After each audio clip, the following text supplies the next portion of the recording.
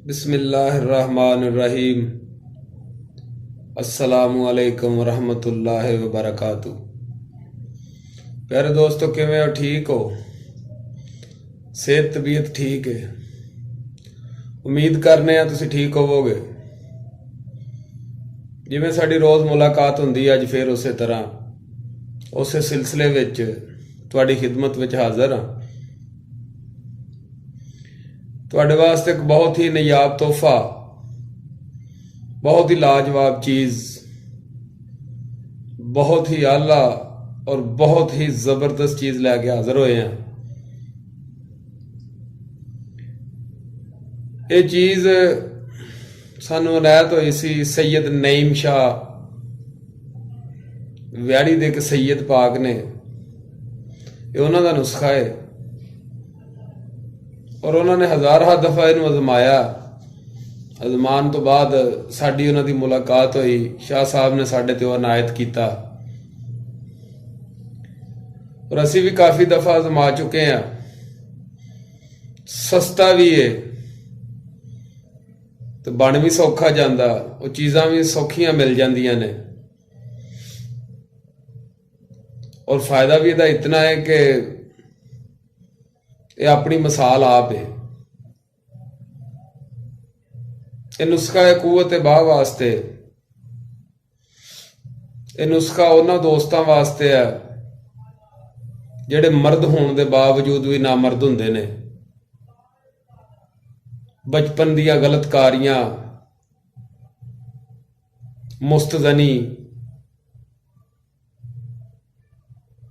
या जरियान इंतलाम की वजह तो या मसाने की गर्मी की वजह तो कुव्वत खास नूं खो बैना, इंतशार च सख्ती ना होनी,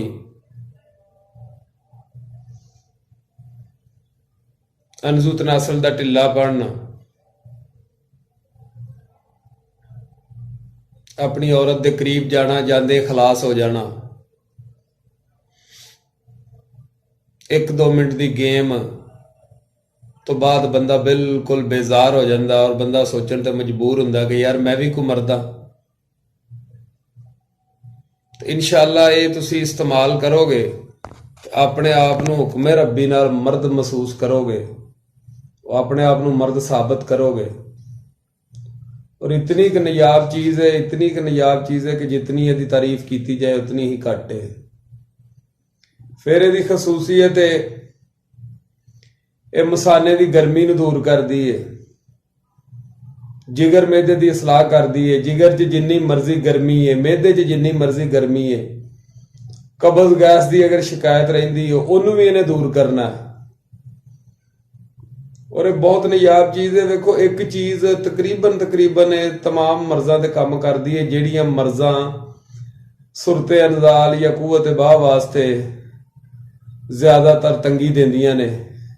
जिवें हुक्मा कहंदे ने कि कब्ज़ उम्मुल इमराज है, तमाम अमराज़ां दी माँ है। उस तरीके नाल ये चीज़ ना कब्ज़ रहन देंदी है, ना गैस रहन देंदी है, ना ज़हन ते भारीपन, ना मेदे ते कोई तकलीफ देंदी है।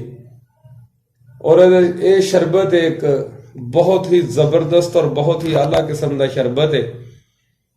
ये इस्तेमाल करने नाल इंशाअल्लाह अल्लाह करीम ने चाहा तो 2 तो 3 बोतल अगर तुसी इस्तेमाल कर लोगे तो इतनी कुव्वत और इतनी ताकत दे देगा कि तुहाडी अपनी सोच काम करनी छड़ जाएगी कि यार असी की खा लिया। बहुत ही नायाब चीज़ है। तो नुस्खा नोट कर लो और इनू बनाओ और सानू दुआवां च याद रखो। पहले नंबर ते तुसां लैना अनार 2 किलो। पहले नंबर ते 2 किलो अनारां दे दाने लैने ने। अनार दाना नहीं लेना, अनार लैके ते दाने कड्ढने ने। उस तो बाद 1 पाइया लेना नीलोफर। उस तो बाद तुसी लेना 1 पाइया अंजबार। उस तो बाद 2 तोले तुसी लेना संदल सुरख तो 2 तोले तुसी लेना संदल सफेद। ਇਹ ਚੀਜ਼ਾਂ ਹੋ ਗਈਆਂ ਤੁਹਾਡੀਆਂ 5। ਨੁਸਖਾ ਫੇਰ ਸੁਣ ਲਓ ਕਿ 2 ਕਿਲੋ ਅਨਾਰਾਂ ਦੇ ਦਾਣੇ, ਤਾਜ਼ੇ ਅਨਾਰ ਲੈਣੇ ਨੇ ਤੇ ਉਹਨਾਂ ਚੋਂ ਦਾਣੇ ਕੱਢਣੇ ਨੇ। ਆਮ ਜਿਹੜੇ ਦੁਕਾਨਾਂ ਤੋਂ ਮਿਲਦੇ ਨੇ, ਰੇਹੜੀਆਂ ਤੋਂ, ਉੱਥੋਂ ਲੈ ਕੇ ਜਾਂ ਬਾਜ਼ਾਰ ਤੋਂ ਅਨਾਰ ਲੈ ਕੇ ਤੇ ਦਾਣੇ ਕੱਢ ਲੈਣੇ ਨੇ। 2 ਕਿਲੋ ਦਾਣੇ ਅਨਾਰ, 1 ਪਾਈਆ ਨੀਲੋਫਰ, 1 ਪਾਈਆ ਤੁਸੀਂ ਲੈਣੀ ਹੈ ਜਵਾਰ, 2 ਤੋਲੇ ਸਫੇਦ ਸੰਦਲ ਤੇ 2 ਤੋਲੇ ਸੁਰਖ ਸੰਦਲ ਲੈਣਾ। ਇਹ ਚੀਜ਼ਾਂ ਆ ਗਈਆਂ ਤੁਹਾਡੀਆਂ 5। ਇਹਨਾਂ ਨੂੰ ਤੁਸੀਂ ਰਾਤ ਨੂੰ ਲਿਆ ਕੇ ਪਾਣੀ ਵਿੱਚ ਭਿਉਂ ਛੱਡਣਾ। ਤਕਰੀਬਨ 2 ਕਿਲੋ ਪਾਣੀ ਦੇ ਵਿੱਚ ਇਹਨਾਂ ਨੂੰ ਭਿਉਂ ਦੇਣਾ।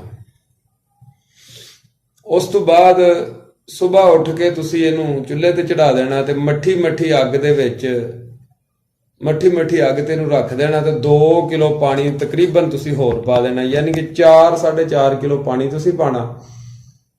ਇਹਨੂੰ ਪੱਕਣ ਦੇਣਾ।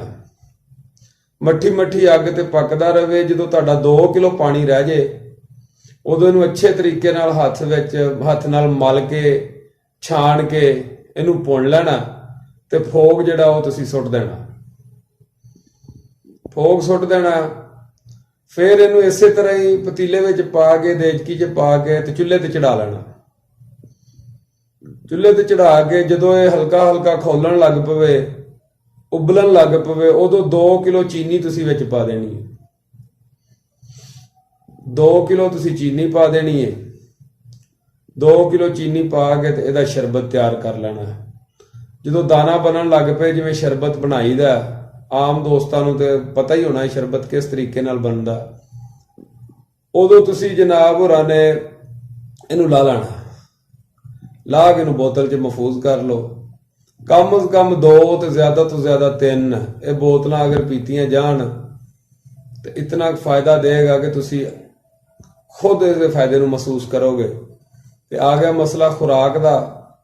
ਖੁਰਾਕ ਇਹਦੀ ਇੰਜ ਲੈਣੀ ਹੈ, ਖਾਲੀ ਪੇਟ ਅੱਧਾ ਕੱਪ ਇਸ ਸ਼ਰਬਤ ਦਾ ਤੇ 1 ਗਲਾਸ ਪਾਣੀ ਦਾ ਉਹਦੇ ਵਿੱਚ ਪਾ ਕੇ ਤੁਸੀਂ ਅੱਧਾ ਕੱਪ ਪੀਣਾ।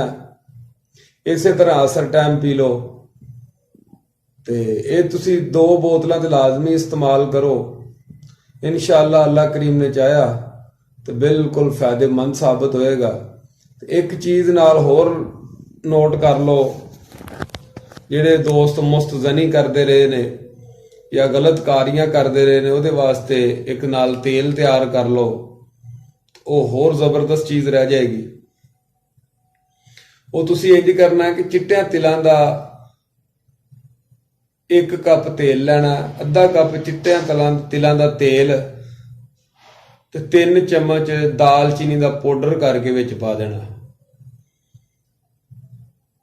1 ਕੱਪ ਲੈ ਲਓ ਚਿੱਟਿਆਂ ਤਿਲਾਂ ਦਾ ਤੇਲ ਤੇ 5 ਚਮਚ ਵਿੱਚ ਦਾਲਚੀਨੀ ਦੇ ਪਾ ਕੇ ਉਹਨੂੰ ਅੱਗ ਤੇ ਚੜਾ ਲਓ।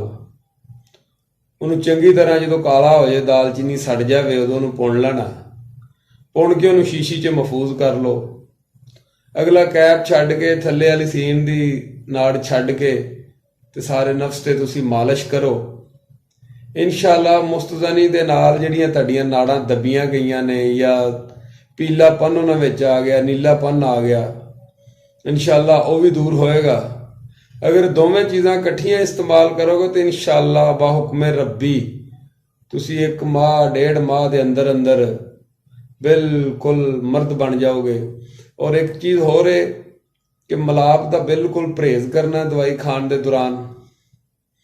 ਪਰਾਠਾ, ਸਮੋਸਾ, ਇਹ ਜਿਹੜੀਆਂ ਤੇਲ ਵਾਲੀਆਂ ਚੀਜ਼ਾਂ ਨੇ, ਤੇਲ ਵਾਲਾ ਅਚਾਰ, ਜਲੇਬੀ ਵਗੈਰਾ, ਇਹਨਾਂ ਦਾ ਪਰਹੇਜ਼ ਕਰਨਾ। 1 ਮਾਹ 1.5 ਮਾਹ ਦੇ ਵਿੱਚ ਤੁਹਾਡੀਆਂ 2 ਬੋਤਲਾਂ ਪੀਤੀਆਂ ਜਾਣੀਆਂ ਨੇ ਤੇ ਤੁਸੀਂ ਇਨਸ਼ਾਅੱਲਾ ਇਹਨੂੰ ਬਣਾਓ ਔਰ ਫਾਇਦਾ ਲਵੋ ਔਰ ਦੁਆਵਾਂ 'ਚ ਯਾਦ ਰੱਖੋ। ਅੱਲਾ ਨਿਗਹਿਬਾਨ। ਇਨਸ਼ਾਅੱਲਾ ਫਿਰ ਮਿਲਾਂਗੇ।